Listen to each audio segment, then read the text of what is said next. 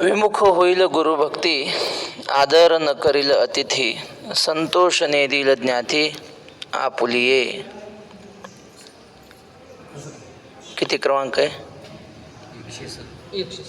7. हा 6. भगवंताने किंवा या सगळ्या देवांनी प्रसन्न होऊन आपल्याला जी संपत्ती दिलेली आहे,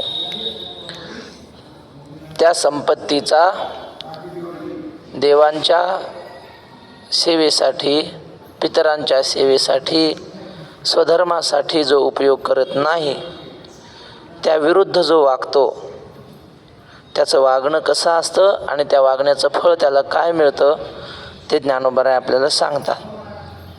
विमुख होईल गुरुभक्ती म्हणजे गुरुभक्तीपासून जो विन्मुख होतो, गुरुची भक्ती करत नाही.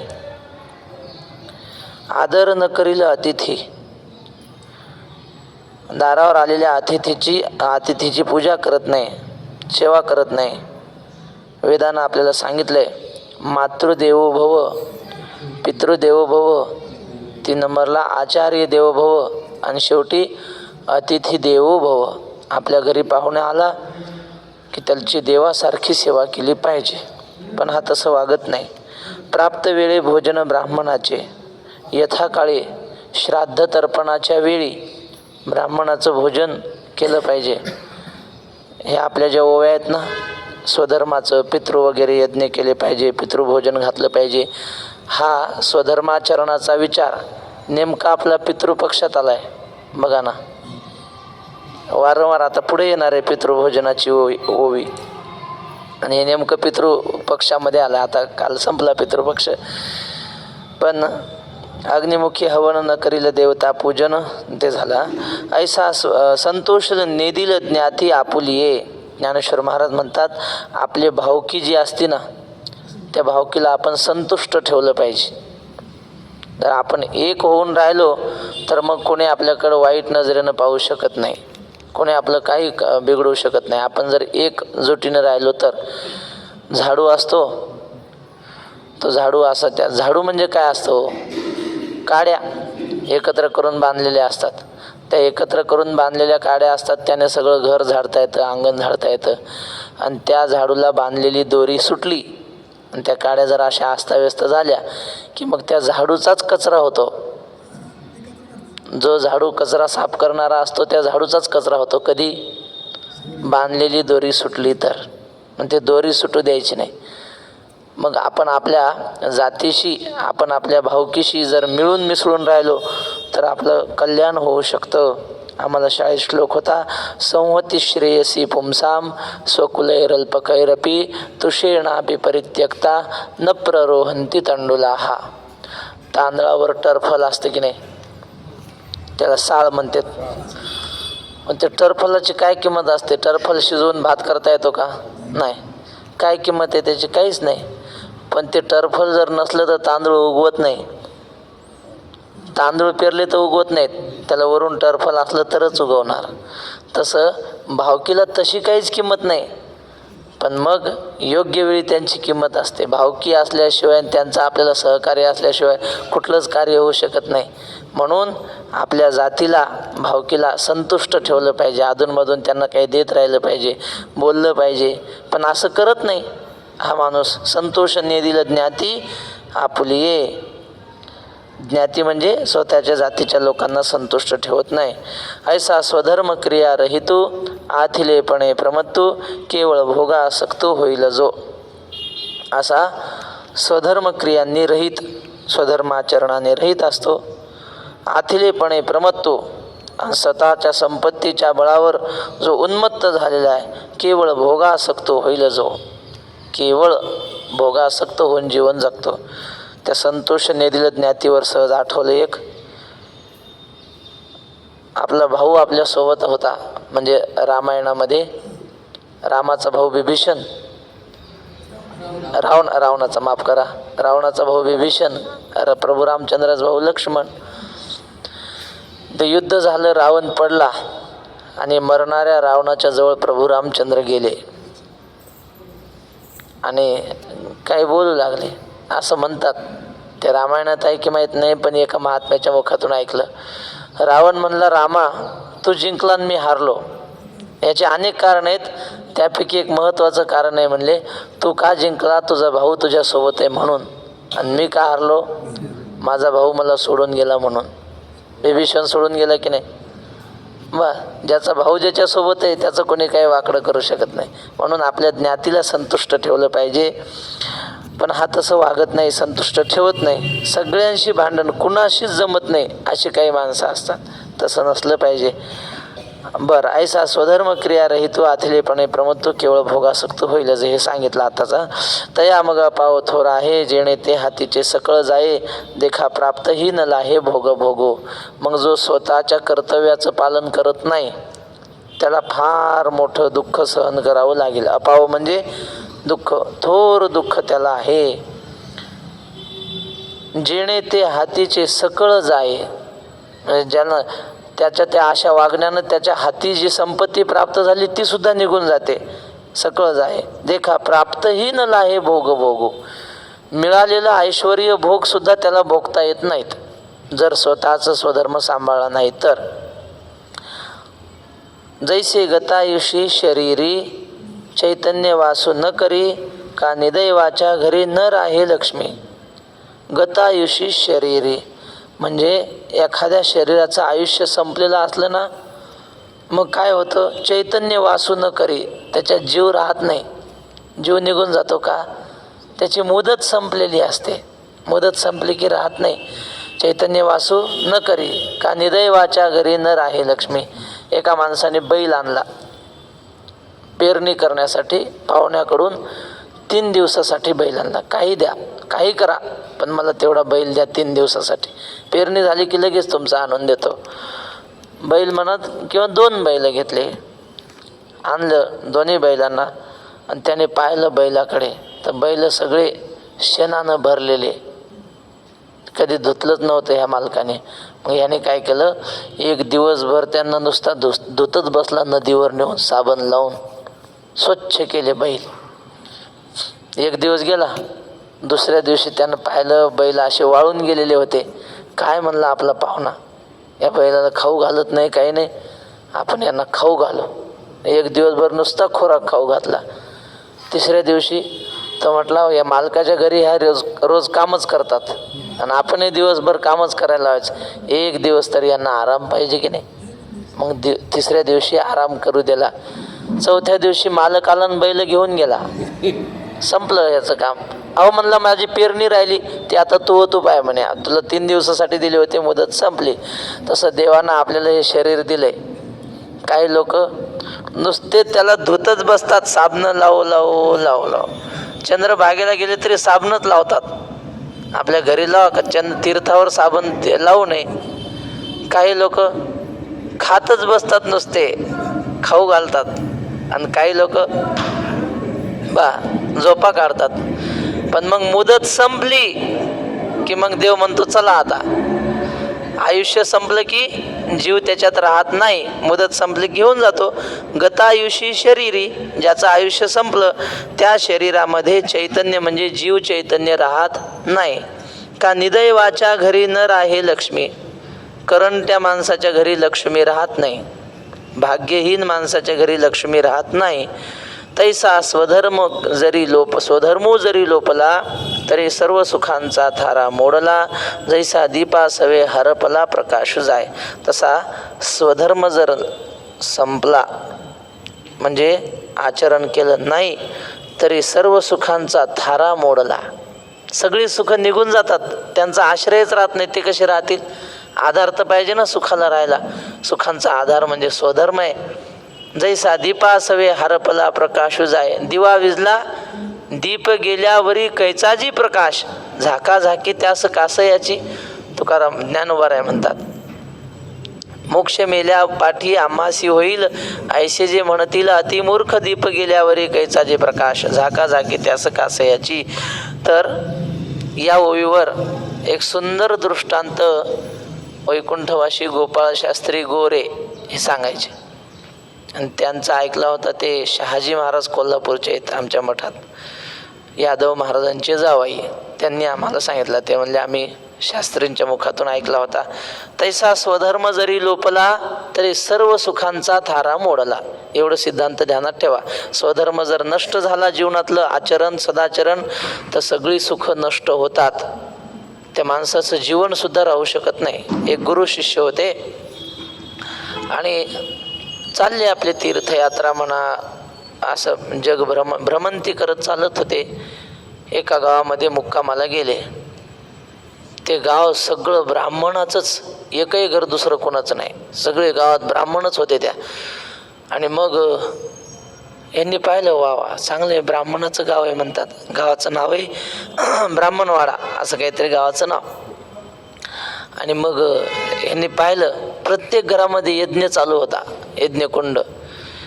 मग चौकशी केली, तुमचं आडनाव काय, यज्ञ करता का, हो वगैरे. पण यांच्या लक्षात आलं त्या गावातला प्रत्येकजण यज्ञ करत होता, खूप श्रीमंतही होता. पण त्या यज्ञामध्ये ते आहुती कशाची टाकत होते माहिती आहे का? त्यांना कोणीतरी एक तांत्रिक गुरु भेटला होता आणि त्यांनी सांगितलं होतं की मानवी विष्ठा अमुक अमुक मंत्र म्हणून यज्ञात टाकली की तिचं सोनं होतं, असं त्याने सांगितलं कोण्या मांत्रिकाने. आणि हे सगळेजण तसंच करायचे. आणि त्याच्या बळावर यांच्या माड्या झाल्या होत्या एवढाल्या मोठाल्या, ते सोनं करून तसं. हे गुरुला लक्षात आलं, या घरोघरी यज्ञ चालतात पण हे यज्ञाचं काय करतात, अशा पद्धतीनं वापर करतात. शिष्याला म्हणले या गावात आपण राहायचं नाही, या गावात पाप राहत आहे म्हणले, यज्ञात घाण टाकतात हे लोक, राहायचं नाही या गावात. तिथं मुक्काम केला नाही. शिष्यन ते गेले दुसऱ्या गावाच्या बाहेर, शिवेच्या बाहेर गेले आणि तिथं झाडाखाली राहिले. पण रात्रीच्या वेळी शिष्य म्हणला, महाराज ही लोक बऱ्याच वर्षापासून हे असं करतात पाप, मग आतापर्यंत तर हे अख्खं गाव जळून जायला पाहिजे होतं, प्रत्येक घरी हे पाप चालू आहे, हे गाव राहिलं कसं काय? मग ते गुरुजी म्हणले बरं, त्याचं उत्तर देतो. म्हणले तू जा आणि त्या गावात अमुक अमुक नावाचा ब्राह्मण आहे, त्याला म्हणावं तुझ्या लेकरा बाळासह लवकर बाहेर ये गावाच्या, आमच्याजवळ ये. शिष्य गेला, सांगितलं आमच्या गुरु महाराजांनी तुम्हाला सांगितलं की तुमच्या मुलाबाळासहित सगळे तुम्ही तिकडं चला. आता त्याला याच्या गुरुचा मोठेपणा माहीत होता, महात्मे आहेत बाबा, चला. सगळ्या लेकरा बाळांना घेऊन तो ब्राह्मण गुरुपाशी आला. आल्याबरोबर अख्खं गाव इकडं ढणाढणा पेटलं, सगळं जळून राख झाली गावाची. गुरु म्हणले बाळा हा एकटाच सदाचरणी ब्राह्मण होता या गावात आणि या एकाच्या पुण्याईवर अख्खं गाव जगत होतं. हा बाहेर आल्याबरोबर गाव जळून गेलं. ओवीचा अर्थ काय? स्वधर्म जरी लोपला तरी सर्व सुखांचा थारा मोडला. ज्या क्षणी स्वधर्म संपला त्या क्षणी सर्व सुख संपून जातात. म्हणून सुख पाहिजे असेल तर स्वधर्माचं आचरण केलं पाहिजे. अधर्म असेल तर मग जळून राख होते, दुसरं काहीच नाही होत. जैसा दीपा सवे हरपला प्रकाश जाय, दिवा विजला की जसा प्रकाश नष्ट होतो, तैसी निजवृत्ती जेथ सांडे तिथं स्वतंत्र ते वस्ती न घडे, ऐका प्रजा हो हे पुढे विरंची म्हणे. त्याप्रमाणे निजवृत्ती म्हणजे आपला सदाचार, स्वतःचं कर्तव्य, त्याला निजवृत्ती म्हणतात. जिथं सांडे तेथं स्वतंत्र ते वस्ती न घडे. जिथून निजवृत्ती निघून जाते त्या ठिकाणी स्वातंत्र्य राहत नाही. स्वातंत्र्य म्हणजे सुख राहत नाही, बुद्धी राहत नाही, बल राहत नाही, आयुष्य, आरोग्य, सत्ता, संपत्ती, कीर्ती, विद्वत्ता या सगळ्यांचा नाश होतो स्वधर्म जर संपला तर.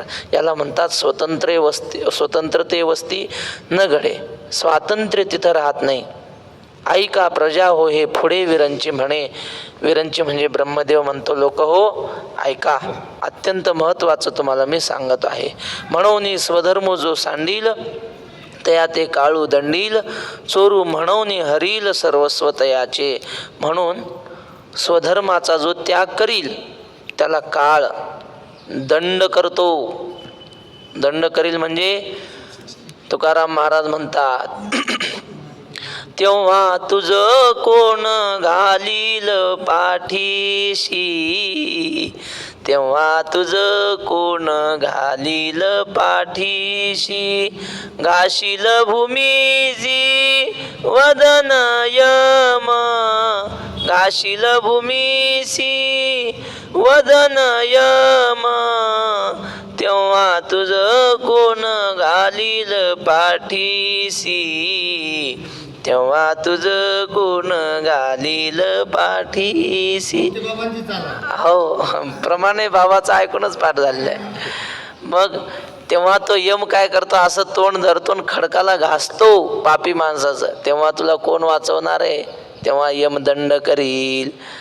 बर, तुकाराम महाराजांचा अभंग आहे पूर्ण, याचंच वर्णन. आले हो संसारा तुम्ही एक करा, मुक्ती मार्ग हळूची धरा. काळ दंड कुंभयातना थोरा, कार्य अघोरा दच कसिना. नाही त्या यमाशी करुणा, बाहेर काढिता कुडी प्राणा. ओढाळ सापडे जैसे धन्या, चोर यातना धरी जेतो. नाही दिले पावईल कैसा, चालता पंथे तेने वळसा. नसेल ठाऊके ऐकतो कैसा, नीती बंद जैसा धरुनिया. क्षणेक नागिवा पायी न चलवे तया करिता काही. ओढिती कांटवणा सोयी, अग्निस्तंभ बाई कवटाळविती. देखोनी अंगे कापती, तये नदी माझी चालविती. लागे ठाव ना चलवे बुडविती, वरी मारिते यमदन. तहान भूक न सहावे, वेळ तो राखती किती एक काळ.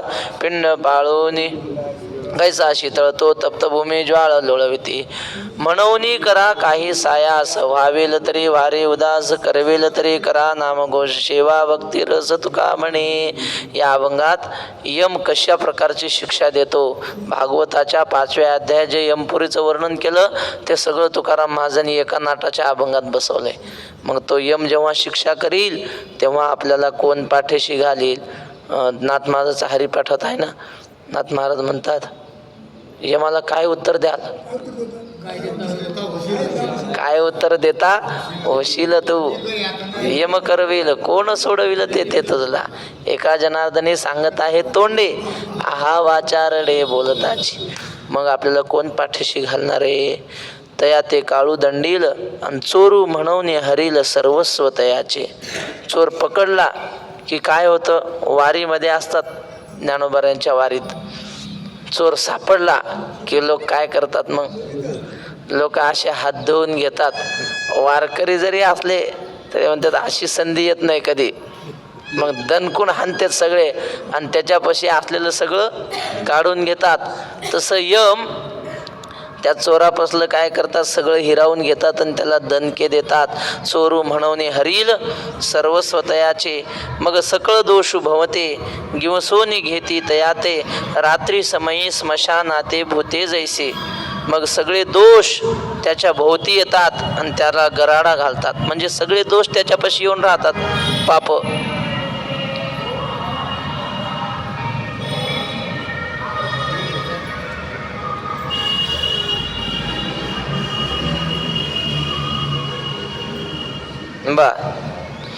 सगळे दोष त्याच्या भोवती येऊन राहतात. गिवसोनी घेती त्या ते शोधत येतात त्याला दोष, पाप सगळे. आणि मग पाप त्याचा आश्रय करून राहतात. फोन आला होता कोणाच तरी, ते कट केला. मग ते बंद झालं काय पाहता, कट केला तो. बर, रात्री समयी स्मशानाते भूते जैसी. स्मशानामध्ये रात्रीच्या वेळी भूत येऊन राहतात की नाही, तसं या स्वधर्माचं आचरण सोडलेल्या व्यक्तीच्या जवळ सगळी पाप येऊन राहतात. तैसी त्रिभुवनींची दुःखे आणि नाना विधे पातके. दैन्य जात तितुके तेथेची वसे. तसे सगळे त्रिभुवनातले दुःख आणि वेगवेगळी पाप, ब्रह्महत्या सुरापानम स्तेयम गुरुअंगनागमः महंती पातकान्याहुः संसर्गश्चापि तैसह. अग्निदो गरदश्चैव शस्त्रपाणे धनापहा क्षेत्रदार हरश्चैव षडैते आततायिनः. यांच्या ठिकाणी जे पाप राहतात ते सगळे ह्याच्याजवळ येतात. नानाविधे पातके दैन्य जात तुके तेथेचे वसे. ऐसे होय तया उन्मत्ता, मग न सुटे बापा रुदता. कल्पांती ही सर्वथा प्राणीगण हो. त्या उन्मत्त माणसाला, स्वधर्माचा त्याग करणाऱ्या माणसाचा असं होतं. मग कितीही तो रडला, कितीही रडला आणि कितीही ओरडला तरी त्याची सुटका त्यापासून होत नाही. कल्पांतीही सर्वथा प्राणीगण हो. कल्पांत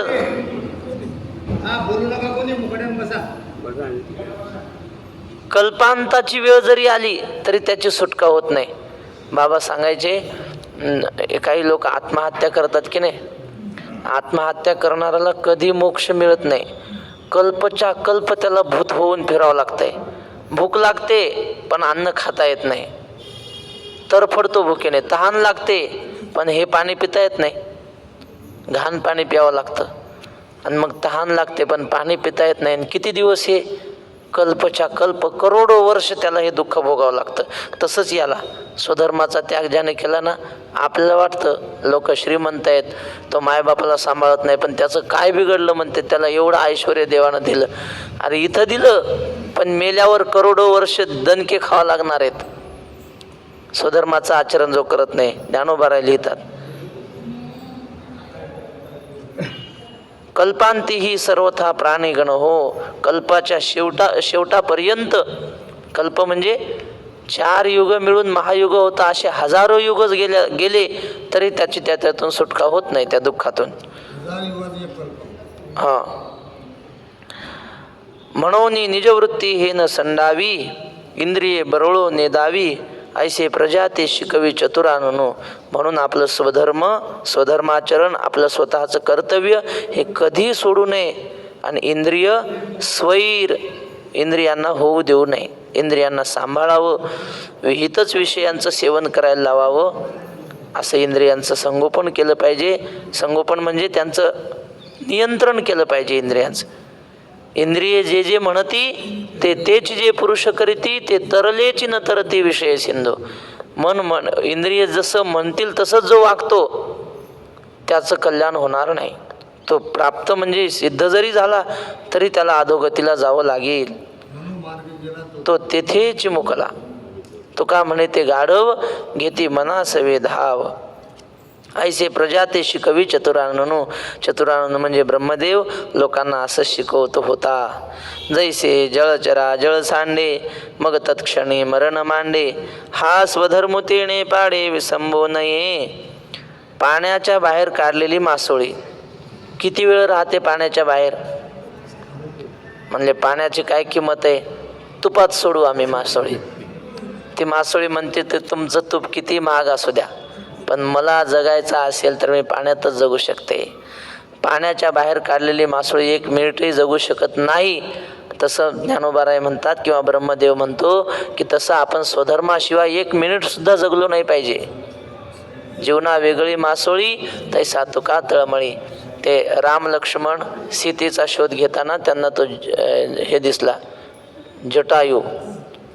त्यानं सीतेला सोडवण्याचा प्रयत्न केला होता ना, जटायूच ना त्याचं नाव. तर रावणाने त्याचे पंख छाटले. तो जटायूनं का प्रयत्न केले? जटायूला माहीत होतं की रावण मला कसं काय ऐकेल, त्याच्या हातामध्ये तलवारी आहेत, शस्त्र आहेत. पण तरी त्याने प्रयत्न केला. का प्रयत्न? यासाठीच केला की आपल्या समोर जर एखाद्या अबलेवर, स्त्रीवर अत्याचार, अन्याय होत असेल तर आपली शक्ती असो नसो आपण प्रतिकार केला पाहिजे. आणि जर नाही केला तर त्या अपराधामध्ये आपणही सहभागी असल्याचा आपल्याला दोष लागेल. म्हणून प्रयत्न केला. त्याचे पंख रावणाने तोडले. तो पडला खाली आणि राम लक्ष्मण तिकडून जात असताना भेट झाली. तो राम राम म्हणत पडलेला होता. प्रभू रामचंद्र तिथे गेले, विचारलं कोण आहेत तुम्ही, काय झालं? मग सगळं त्यांनी सांगितलं, सीतेला या मार्गाने नेलंय वगैरे. मग रामप्रभू असा हातात पाणी घेतलं आणि त्याच्या तोंडात पाणी ओतत होते. तो काही चोचच उघडे ना. देव पाणी पाजायला लागले की चोच बंद करायचा. मग आता काय करावं, पाणी तर पित नाही. देव म्हटले, अरे हा पाणी का पित नाही? देवाच्या लक्षात आला हा सतत राम राम म्हणतो ना, मग पाणी पाजलं की तेवढा वेळ याचं रामनाम बंद पडेल अशी याला शंका वाटते. म्हणून देव म्हटले, लक्ष्मणा तू ह्याच्या कानात राम राम म्हण. लक्ष्मण म्हटलं, कानात राम राम म्हणण्याचा आणि पाणी प्यायचा काय संबंध आहे? म्हणले, आगाव शहाणपणा करायचा नाही, मी सांगितलं ना म्हणायचं. असं मारुती बाबा सांगतात, करेकर बाबा. बरं, मग ते लक्ष्मण राम राम त्याच्या कानात म्हणू लागलं, तेव्हा त्यानं तोंड उघडलं. म्हणजे रामनामाशिवाय 1 क्षणभर सुद्धा त्याला जगणं शक्य नाही. तसं आपल्या कर्तव्याशिवाय एक क्षणभर सुद्धा आपल्याला जगता येऊ नये असं जीवन जगलं पाहिजे. जैसे जळचरा जळ सांडे आणि तत्क्षणी मरण मांडे, हा स्वधर्म तेणे पाडे विसंबो नये. म्हणजे एखादं जर ज्ञानेश्वरी पाठ करत असेल तर त्याने कशी पाठ करावी? रात्रंदिवस ज्ञानेश्वरीशिवाय दुसरं काही डोक्यात आणायचं नाही. ऐकायची असेल ज्ञानेश्वरी ऐकायची, मोबाईलवर पाठ करायचे असेल ओव्याच घोकत राहायच्या सतत. स्वप्नसुद्धा ज्ञानेश्वरीचीच पडतात. डोंगरावर विद्यार्थी पाठ करतात ना, पहाटे वळकटीन उठल्याबरोबर मग राया ते म्हणे संजयो तोची अभिप्राव अवधारी जो कृष्ण सांगती आता जो योगरूप. आंघोळ वगैरे होईस तर 6व्या अध्यायाचं पारायण होतं न पाहता. आणि मग दिवसभर तेच, दुसरं काहीच नाही. असं जर आपल्याला केलं, आपण जीवन जगलो तर ते विषयामध्ये आपली सिद्धी होते, आपण पूर्ण होतो. मग तसं स्वधर्माचं आचरण करावं. एक क्षणभर सुद्धा आपल्या स्वधर्माला सोडून राहता कामा नये. हा स्वधर्म तेणे पाडे विसंबो नये. म्हणून तुम्ही समजती आपुला लिया कर्मी उचिती, निरत व्हावे पुढत पुढती म्हणिपत असे. म्हणून तुम्ही सगळ्यांनी आपल्या आपल्या उचित कर्मामध्ये निरत व्हावे. निरत व्हावं म्हणजे तत्पर व्हावं. आणि पुढत पुढती म्हणजे पुन्हा पुन्हा या स्वधर्माचंच आपण आचरण करावं. एकदा पित्र जेव घातले, आता पुढच्या वर्षी काय घालायचं काम आहे असं नाही. पुढत पुढती पुन्हा पुन्हा त्या स्वधर्माचं आचरण करावं. तैसे हरपले आपण पे पावे, तै संता ते पाहता घेवसावे. म्हणून वानावे ऐकावे तेची सदा, पुन्हा पुन्हा त्याचं आपण स्मरण केलं पाहिजे. पुढती पुढती पुढती या ग्रंथ पुण्य संपत्ती, सर्व सुखी सर्व भूती संपूर्ण होईजे. सहज आठवली पुढत पुढतीवरून. तर पुन्हा पुन्हा या स्वधर्माचं आपण आचरण केलं पाहिजे. आता श्लोक आहे, यज्ञशिष्टा शिनसंतो मुच्यन्ते सर्व किल्विषयैः, भुञ्जते ते त्वघं पापा ये पचन्त्यात्मकारणात्. पहिला शब्द यज्ञशिष्टा 1, सर्व किल्बिषयैः 2, मुच्यन्ते 3. खालच्या ओळीत त्वघम 4,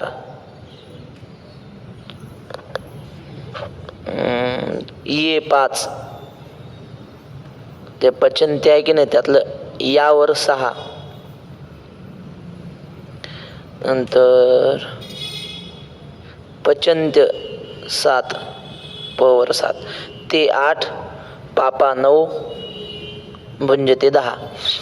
यज्ञशिष्टाशिनः म्हणजे पंच महायज्ञ करून जे शिल्लक राहिलेलं असतं, शेष शिल्लक राहिलेलं ते खाणारा महात्मा. संत हा म्हणजे महात्माच येतो, सदाचरणी येतो. असा जर असेल तर सर्व किल्बिषैही मुच्यन्ते. किल्बिष म्हणजे पाप, सगळ्या पापापासून तो मुक्त होतो. मुच्यन्ते म्हणजे मुक्त होतो. आणखी काय होतं, ये तू ये आत्मकारणात पचंती, म्हणजे यज्ञासाठी नाही, स्वतःचं खळगी भरण्यासाठी, पोट भरण्यासाठी जे पचवतात म्हणजे शिजवतात अन्न, ते पापा अघम भुंजते. ते पापी लोक अन्न खात नाहीत, ते पाप खातात, पाप. हा ते आहे ना, त्याच्यावरच आहे. इंद्रिय रुची सारिखे करवी ते पाप, याच श्लोकावर आहे.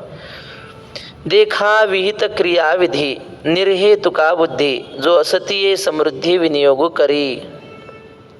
ते यज्ञशिष्टाशिनः लिहिले ना, यज्ञ करून शिल्लक राहिलेलं जो खातो तो महात्मा आहे. आणि यज्ञ न करता जे संपत्तीचा उपभोग घेतो तो पाप खातो, असं ज्ञानेश्वर महाराज म्हणतात. गृहस्थी धर्म असतो, रोज 5 पाप होतात आपल्या घरी. रोज जो गृहस्थी आहे त्याच्या घरी कोणते पाप होतात? कंडनम, पेशनम, चुल्ही, चोदकुंभीच मार्जनी, पंचसूना गृहस्थस्य पंचयज्ञात प्रणश्यती. खंडनम म्हणजे काहीतरी कुटलं जातं, रोज चटणी कुटतात, आता कुटायचं गेलं, आता मिक्सर आलं, पण त्याच्यात सुद्धा ते काही जंतू मरतातच ना कुटण्यामध्ये, मिक्सरमध्ये. खंडनम, पेशनम. पेशनम म्हणजे दळणं. जरा हळू न द्यावा जांभळी. पेशनम म्हणजे दळणं. त्याच्यात काय होतं, त्याच्यातही जंतू मरतात. खंडनम, पेशनम. चुल्ली म्हणजे चूल. अग्नीमध्ये जंतू मरतात. चूल पेटवतात की नाही, चूल म्हणा गॅस म्हणा काही असं. पेशनम चुल्ली. चोदकुंभी म्हणजे पाणी भरणं, पाणी भरताना सुद्धा जंतू मरतात. आणि मार्जनी, मार्जनी म्हणजे झाडणं, सडा समार्जन करणं, स्वच्छता करण्यात, ह्याच्यातही जंतू मरतात. मग हे 5 पाप रोज होतात. मग पाप म्हणलं की ते दुःख देणार म्हणजे देणार, तुम्ही माना अथवा न माना. मग आता हे पाप कशाने नष्ट होणार? मग शास्त्राने त्याला पंचमहायज्ञ सांगितलेत. एक आहे देवयज्ञ. देवयज्ञ म्हणजे काय? देवाला नैवेद्य दाखवायचा. आपण भाकरी करताना जुन्या काळातल्या माता भगिनी एक घास मोडून चुलीत टाकायच्या, झाला देवयज्ञ.